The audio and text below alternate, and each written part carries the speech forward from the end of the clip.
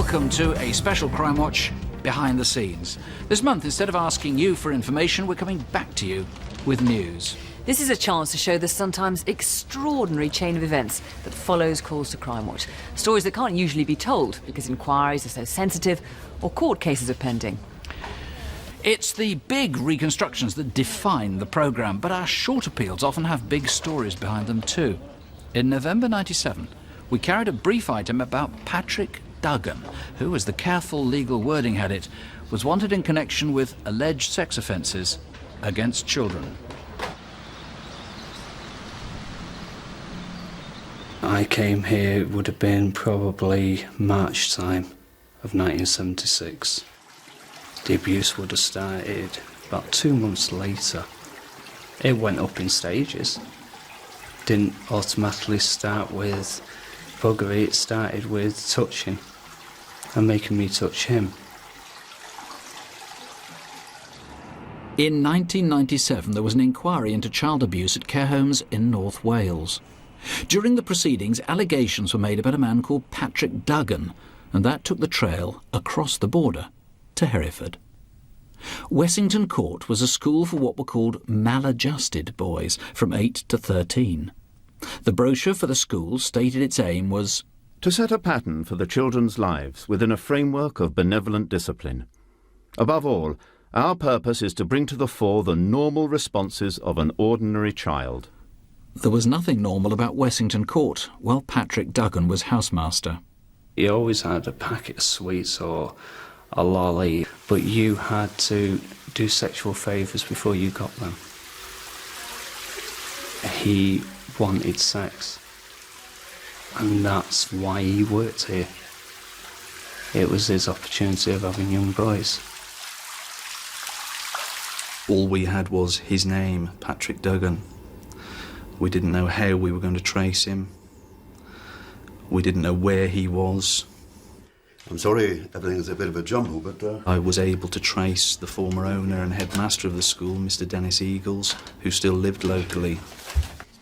Ah, here we are.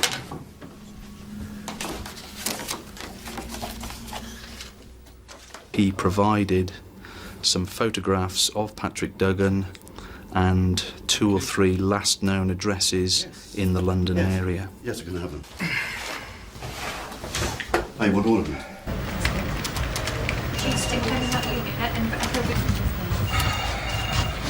Any result from the PNC? The name Patrick Duggan throws up too many responses. We need a date of birth. That's all we've got. It soon became evident that Patrick Duggan was not and had never been a local man to this area, and that if we were going to be fortunate enough to trace him, then we would need to go national. What about Crime Watch? Well, maybe they'd show the photo. Yeah, give it a go. All right. The photo was taken 20 years ago. We decided that he needed to be aged somewhat, which is what we did. And we decided that it would be best to put the aged photo and the old photo on the programme. This is an impression of how he might look now. Pete, would you see to that? Yeah, okay. All right. Right away. Three. Did you see Crime Watch last night? He said there was a picture of my brother, Paddy, on it. But what did they want him for? My old man saw it, but he said he didn't hear exactly what for. I'll find out for you. Oh, did you? Yeah, sure. Ah, cheers. Me and Paddy were like inseparable twins. We ran everywhere together. He helped me bring my children up. He looked after my children for me. And for us to be that close, I can't understand how I never saw anything or knew anything. After being alerted by Crime Watch, Maureen made the terrible discovery her own son had been abused. I can tell you where Paddy is. He abused my Tommy. I want to kill him. The response to the Crime Watch appeal was fantastic. We had many calls indicating the current whereabouts of Patrick Duggan. We even received a call from his own sister, who contacted her local police in London, and as a direct result of that call, Patrick Duggan was arrested within a few days of the Crime Watch appeal at an address in London. I wanted him taken away and locked up, and I never wanted him let out.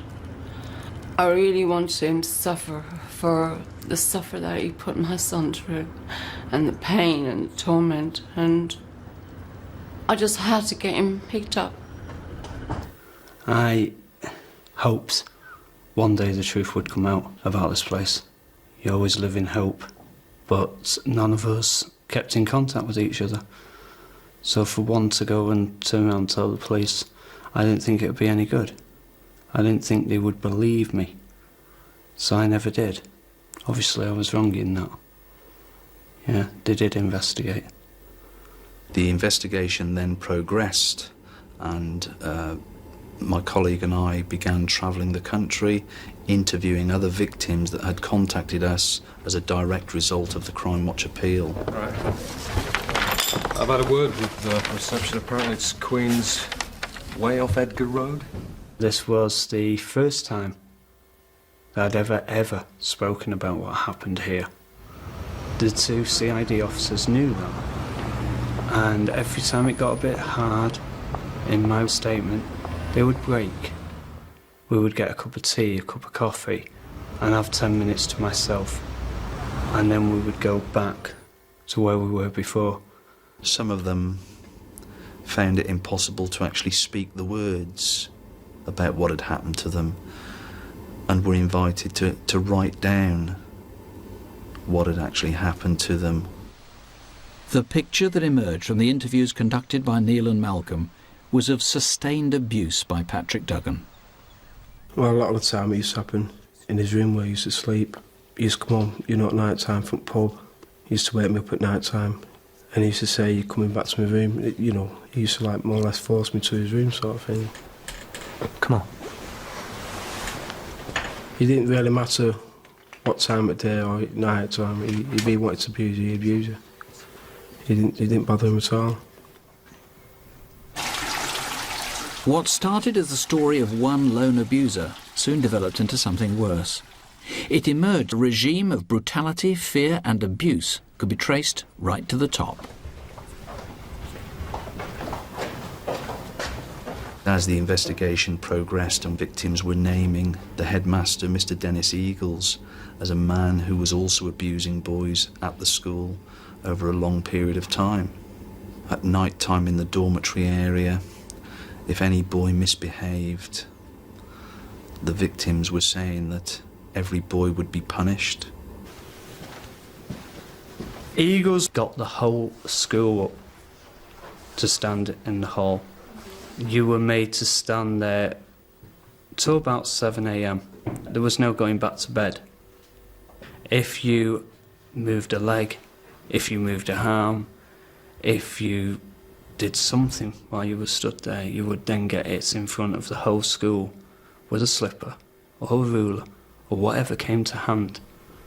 I'm not talking about little taps across the legs at 8-9-year-old. We're talking about major slaps, because every time they went to fall they would get hit. And his great charity. This used to be Eagles' lounge.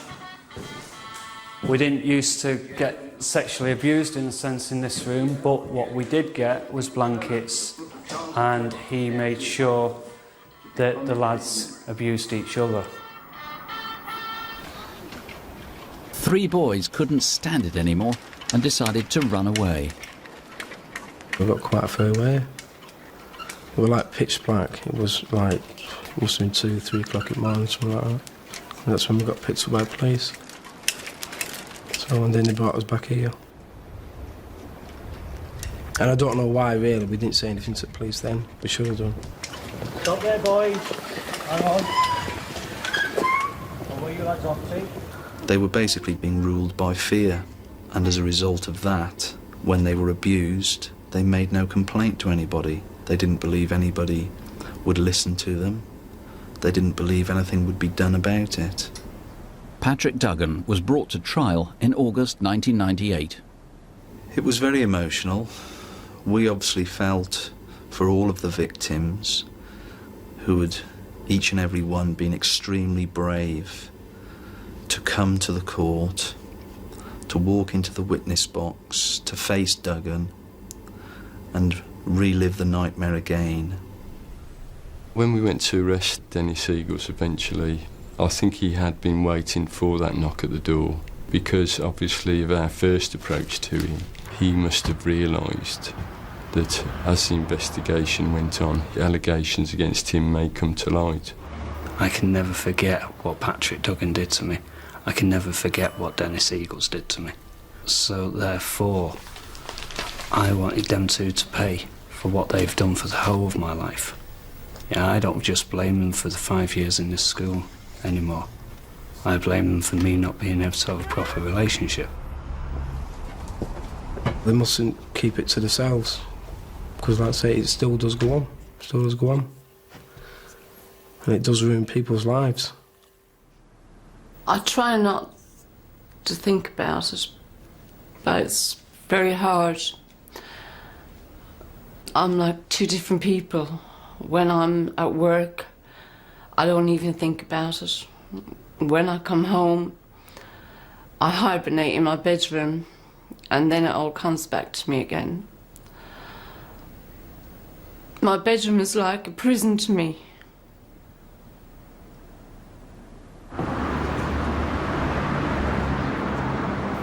The young lads who are now men like me have lives of near enough misery because of it.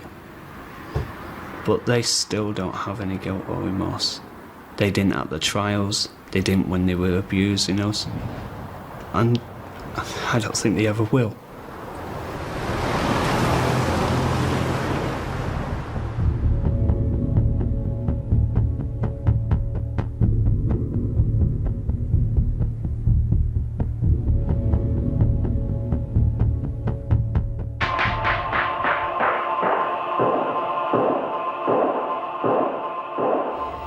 Months ago, a murder made big news. A woman had been found dead at a university in central London. Elizabeth Stacey, a technician in the psychology department, had gone to work as usual on a Friday last November, Guy Fawkes Day.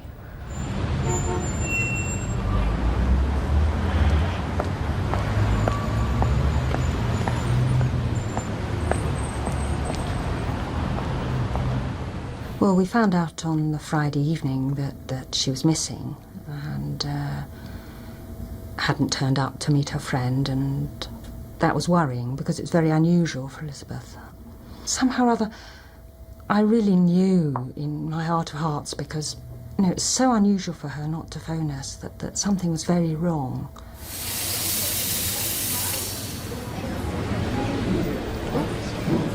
Hello, how are you? Not bad. Quite tired, I guess. You worry too much. Don't let it get on top of you. Oh, before I forget, I need to speak to you about the website. I had a few problems with the server going down, so I might need to take the system offline. Would that be okay? I'm in there all day, so any time is fine. Hi, Jane. Can I have a word? Actually, I've been working on this new web mod. Stephen Reed was a postgraduate research student, and though he barely knew Elizabeth, she'd helped him on computer problems since she joined the staff 2 months earlier. It's freezing, this room. How are you getting on? Well, not too bad. Oh, this new software's causing all sorts of problems. Try clicking on this icon. Yep. And then into this file here. Yep. This is a favourite shortcut of mine. Works every time. Stephen, hi. Hello. How are you doing? All right? Fine. That's it. Yep. Liz, I'm sorry to bother you, but I can't seem to open Windows on the computer in the postgrad lab. I was wondering if you wouldn't mind having a look. Well, we've just finished up, haven't we, Gary? Yeah, fine. Yeah, okay. Couple of minutes. Right now? Yeah, just that I can't really do anything unless... it's no bother. Okay, okay. Let's go and have a look, shall we? See you later. Let's see what you've done on this computer. Okay, so it's this one, is it, Steve? That's right. Okay. I can't do a thing with it. All right, well, let's have a look. Well, seems to be okay. Mind you, these computers are always down all the time. Let me just try, see what we've got in here.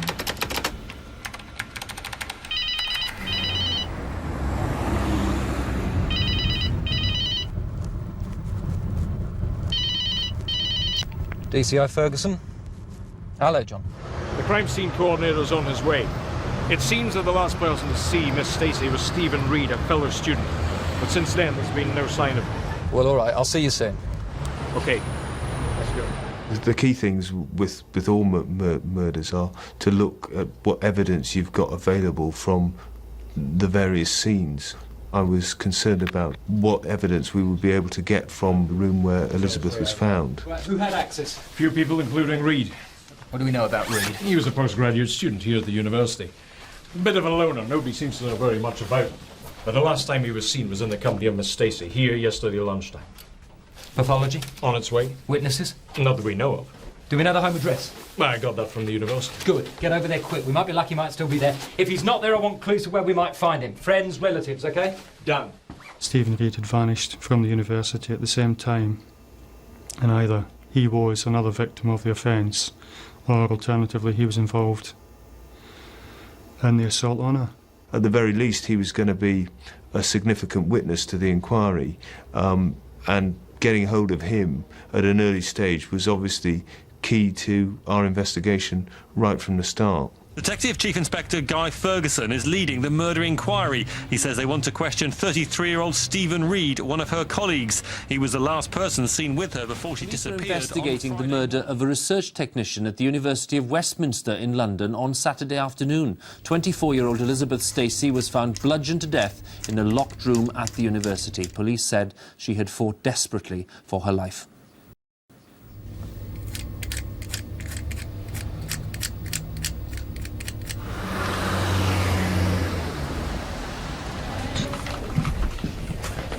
What do you think? Is Reed our man? I don't know. He certainly seems to be favourite. Dave's been on the phone from Edinburgh. He says he's been to see Reed's mother. There's been no sign of him. Well, I think it's time to cast the net a little wider, don't you? We had information that he used to go for long walks on Hampstead Heath. We also had information that he was fond of the West Country, Cornwall in particular, and it was decided he could be anywhere in the UK.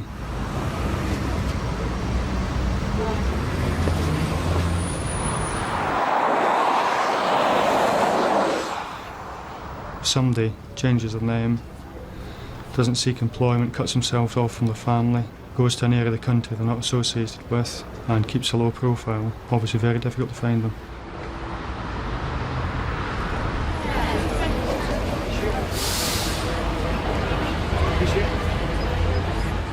I was concerned, that as time went on, that, Stephen might have tucked himself away somewhere where we'd never find him.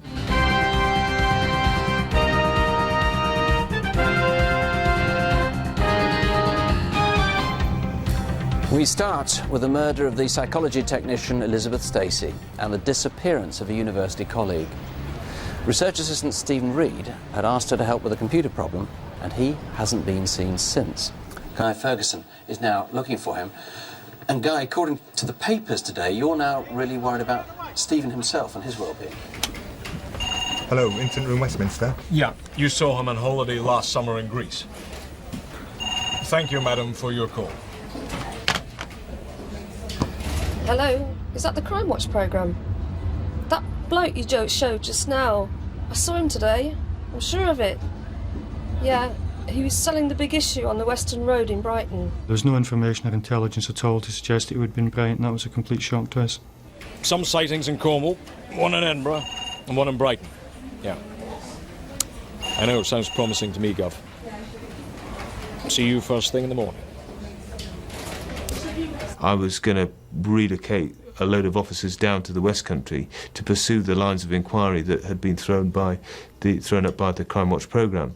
And it was when we got the second call in from the CID at Brighton that I took the decision that this was so promising that we really needed to bottom it out. Are you Stephen Reed? No, I'm Robbie Foster. Well, I've got reason to believe that you're Stephen Reed. Therefore, I'm arresting you on suspicion of murder of Elizabeth Stacey. I was absolutely delighted. It had been a very intense inquiry. To hear that they had got him sounded very, very promising, and so it was a real break. Without Crime Watch's help, I don't think we'd have found him in Brighton. There were no leads to suggest he was there, no intelligence and no information. Without the general public's help, as always on these type of cases, we wouldn't have solved it in any way as quickly as we did. His explanation was that he was a lonely man, he had no real friends, he felt that he wanted to commit suicide and that he didn't want to die alone, and he stated that Elizabeth was the nicest person that he knew and that he wanted to take her with him. She was a very energetic, lively person and always made the most of everything she did. You sort of think maybe I'll wake up and it'll all be a dream, but it's not, so...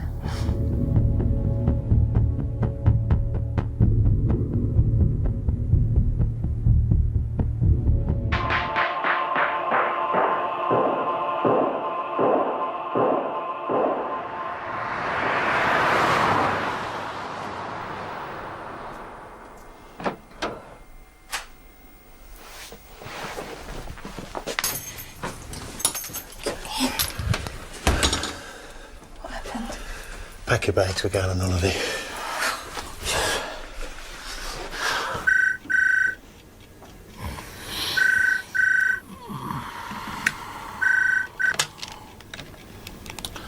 Hello? Yes. DCI Cook speaking. DC Underwood, sorry to call you so late. Go on. There's been a robbery on a cash van in Godstone. When did this happen? 6:30 tonight, sir. But we didn't realise at first how much was on board. What did they get away with? Well, the post office is still working it out. We're talking more than the cost of a weekend in Margate. It was a well-organised job, sir. I mean, at least 3 vehicles involved, one of which has been left in the High Street. Godstone High Street. Right, meet me at the scene. It starts off with you don't really know what you're going to. You know, all I've got is it's a serious robbery on a cash and transit vehicle. Historically, these are always difficult jobs to solve. They were coming down here when suddenly a blue transit van pulls out from here and blocks them off. Get out of the way! The guy in the guard van tries to pull round, but before he can, a blue and white Luton comes up right behind him and boxes him in. So I bit the horn, and the next thing I know, he's jumped out of the transit and ran up to the vehicle. Don't do nothing! I just froze. What did he say? He said... Don't move. No alarms. No mobiles. Turn the engine off. Don't worry, everything's fine. Next thing is, somebody opens up the back of the van. Don't ask me how, there is no sign of any forced entry. And the money was loaded into one of the vehicles, right? Yes, sir. Well, what do we know about the getaway vehicles? Well, the blue van was ditched about half a mile away from here, where a witness saw somebody get into the white van, which then made off towards Gangers Lane. Right, let's get up there. This was clearly well executed and well planned crime, but we're looking for a starter for 10. We're looking for a few clues that we could actually latch an investigation onto. Oh, hi, Angela. It's Stuart. Listen, can you do us a favour? Can you do us a PNC check on a white transit van, Delta 272 Papa Hotel Kilo?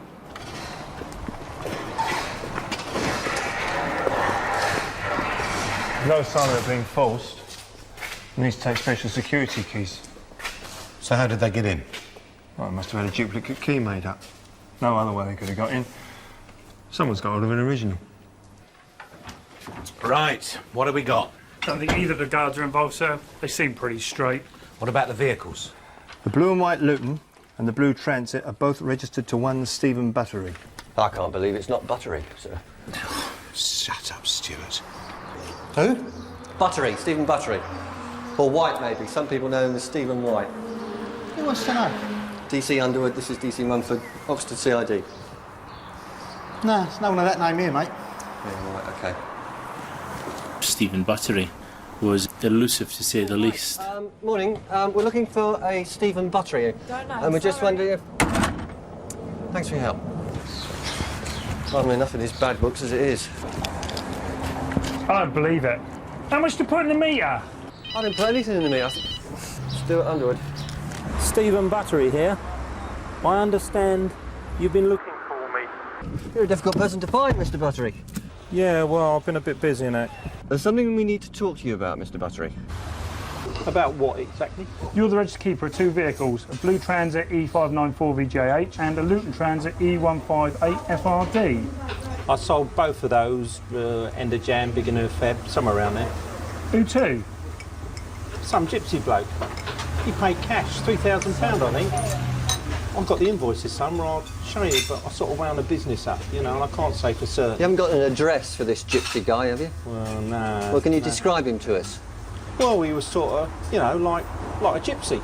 Not a lot to go on, is it? But if you didn't sell the vans, maybe he kept them outside his house or something. And? Well, I don't know. Maybe he got a ticket.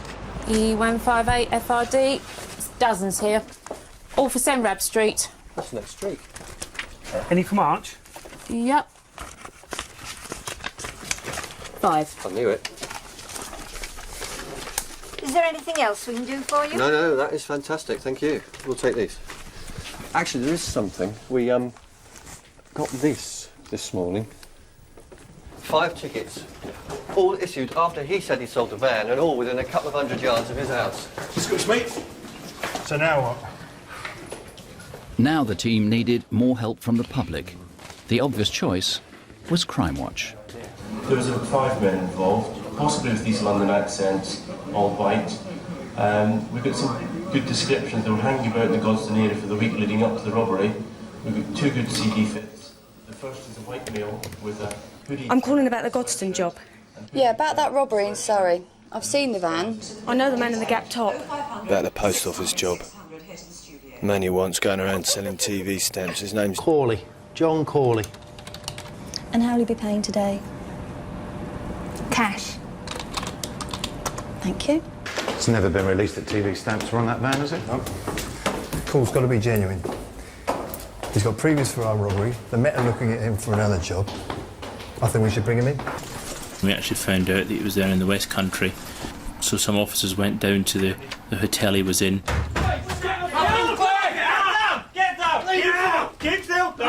John Corley, I'm arresting you on suspicion of conspiracy to commit robbery. We had another search team and some other officers went to his home address, and that's when I would think the word Eureka springs to mind.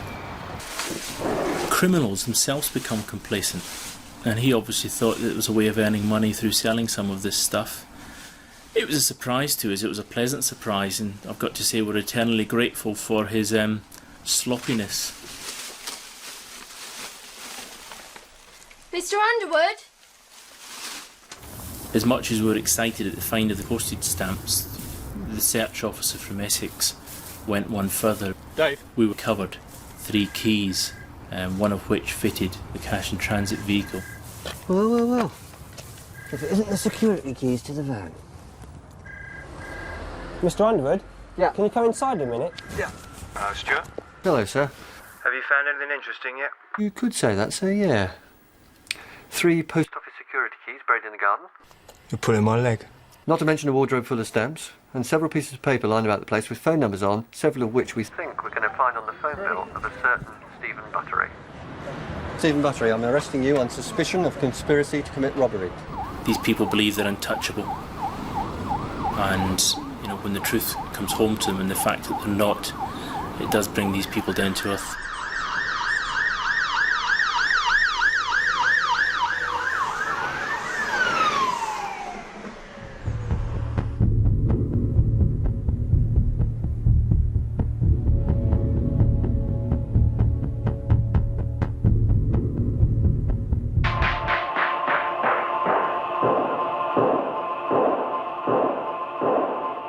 Sometimes police come to us with an appeal at the early stages of an investigation, but in others, like this next case, they've put together a complex case already.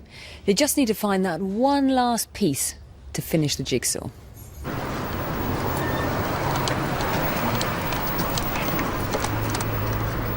Front clear. This is the story of a police raid that led to an arrest and uncovered a trail which would lead detectives round the world in search of the other half of a major drugs deal.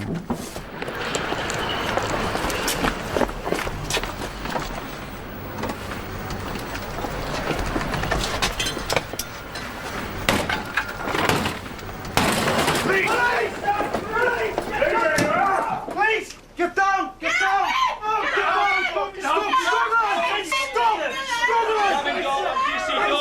Have a warrant issued under the Misuse of Drugs Act to search your property. Gavin Dole was picked up following a persuasive tip-off that he was trafficking in drugs. Detectives had a search warrant, but as yet no evidence against him.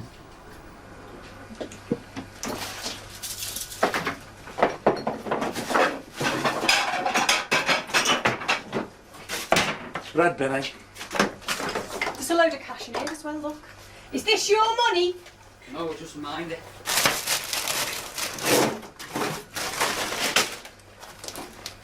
Bingo. Right. Gavin, what's this stuff in the fridge? Don't know. Is it yours? No. Gavin Dole, I'm arresting you on suspicion of possession of drugs with intent to supply.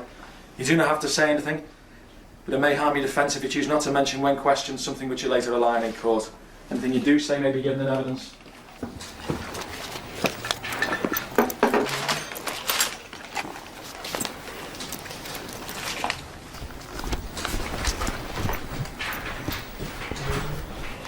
Paul? Come on, have a look at this, mate.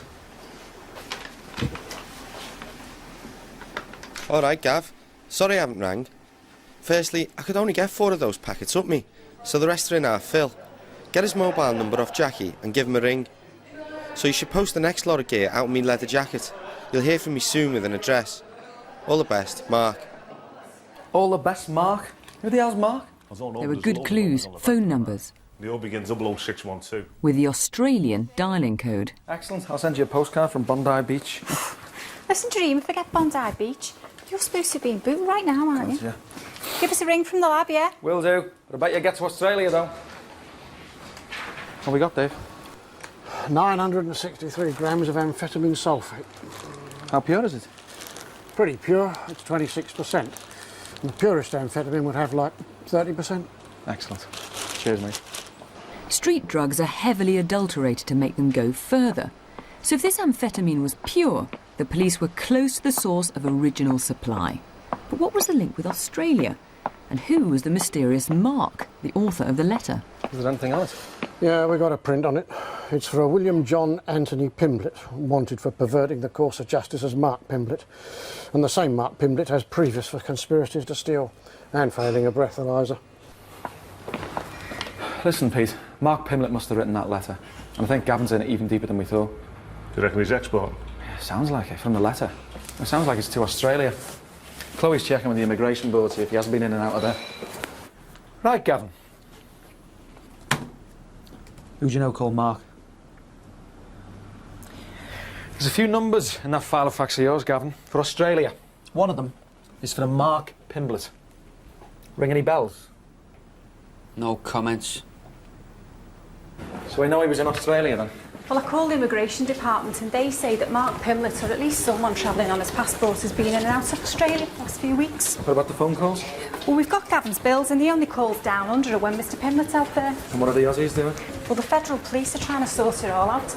They're getting in touch with the phone company to check the records and make sure everything's all right. Right.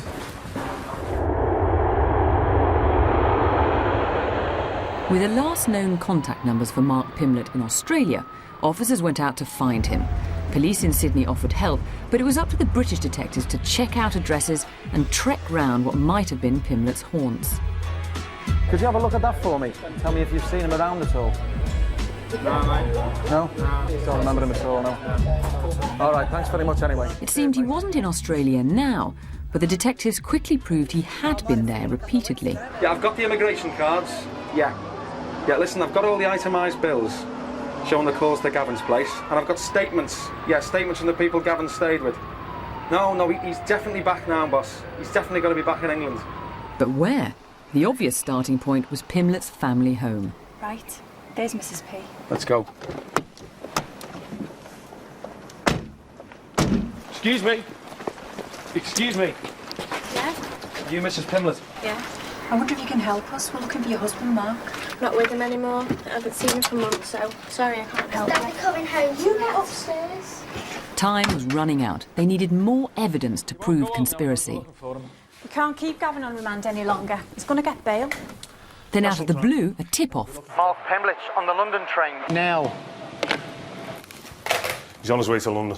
You phone Houston, get in touch with the BTP. Now. I'll fax a photo through. You arrange cover for any of the stations in between. Will do, Peter.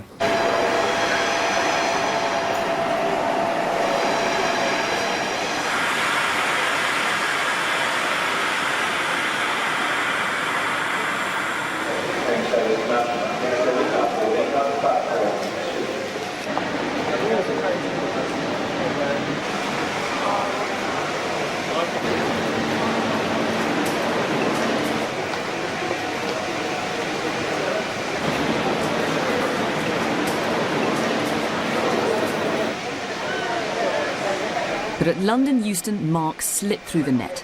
The police had one last stab at tracing him.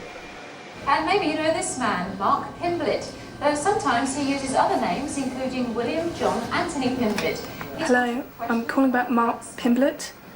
I think he's staying at a flat in Muriel Street, King's Cross, number 11. No, I won't leave my name. Which number did you say it was? It's that one up there on the top floor. That's him. Is it? That's him. Yeah, that's Pim all day. Right.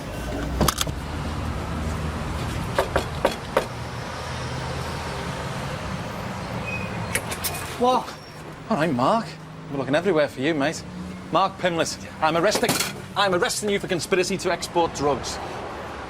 Tell you what, Mark, you wouldn't believe what I've been looking for you, mate. After 12,000 miles and 15 months, it had taken a single phone call to locate him.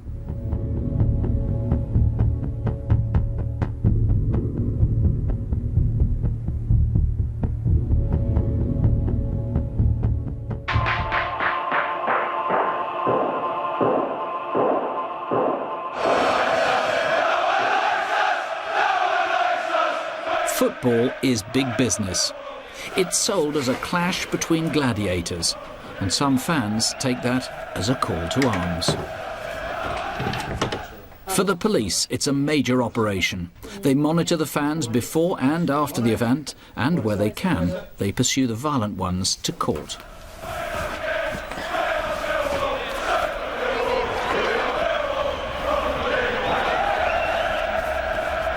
One expected flashpoint was last year's visit of South London's Millwall to Manchester City. 220 officers were deployed, including mounted police, a helicopter and a riot squad. There was intelligence that a large number of people would be travelling, and some of those would be intent on causing violence. Among the 2,000 fans who went to Manchester were Liam Slack, Neil Eccleston and Paul Gaynor. India 2629, can you show state 0 please, over the city ground, looking for city fans? Aggression in the stands is so acute that fans have to be segregated, though some football clubs do this better than others. At Manchester City, City supporters are seated right beside rows of visiting fans, with the police expected to keep order.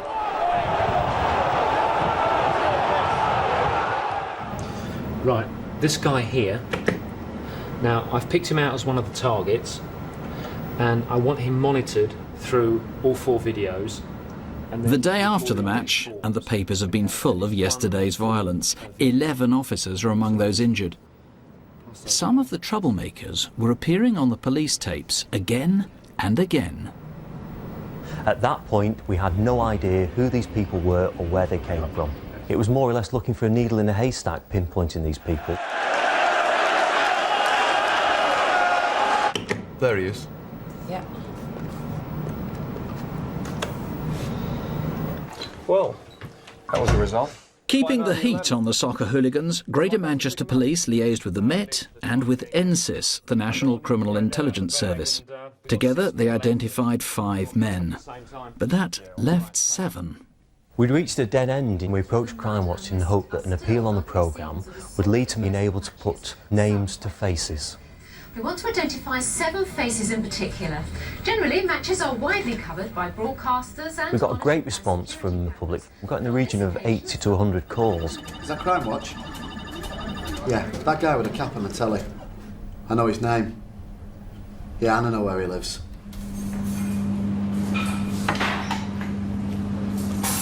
Right, Neil. Saw you on Crime Watch last night.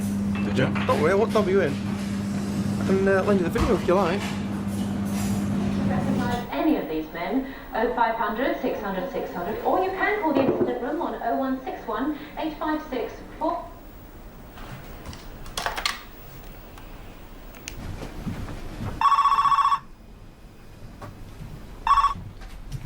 Operation Antigua, DS Reed, how can I help you? Hello, yeah, I'm phoning about the Crime Watch programme.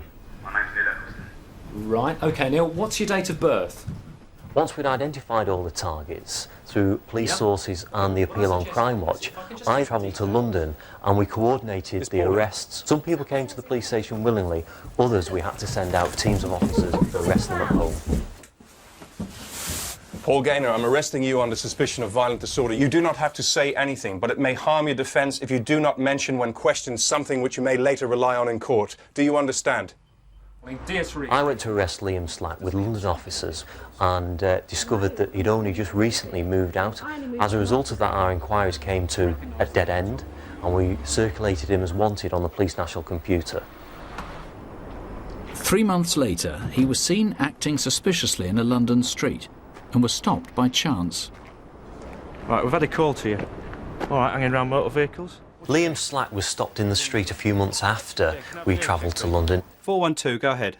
Yes, if you'd just like to listen to what these officers have got to say. Right, Sarge, this chap's been arrested for being wanted on warrants in Manchester for a violent disorder. Once we'd identified Liam Slack, we recognised him as somebody we had photographs of in our intelligence units at Lewisham Police Station. We returned to the station and looked through our own files and found out that he'd been ejected on a few occasions from Millwall Football Club for minor disorder. I'm not hanging about. Holiday for you, is it? Liam Slack was charged and released on bail and failed to attend at the Magistrates' Court here in Manchester. Somewhere sunny. The police had failed to find Liam and we approached Crime Watch for a re-appeal as to where he was living. The day following the Crime Watch appeal, Liam walked into a police station and handed himself in. My name's Liam Slack. This was the last major game of the season for Millwall, and it was clear that it was going to be a flashpoint match. And the majority of the people that travelled that day didn't come intent on causing violence or trouble. All right, Neil. Did you throw anything? Not that I can remember, but if I have, you'll tell me. Did you throw something? No. Did you throw anything at any time? Not that I can remember. I need to be shown if I have. All right, Neil. Have a look at that. Now tell me, what do you do there? I didn't throw anything there. I didn't throw anything.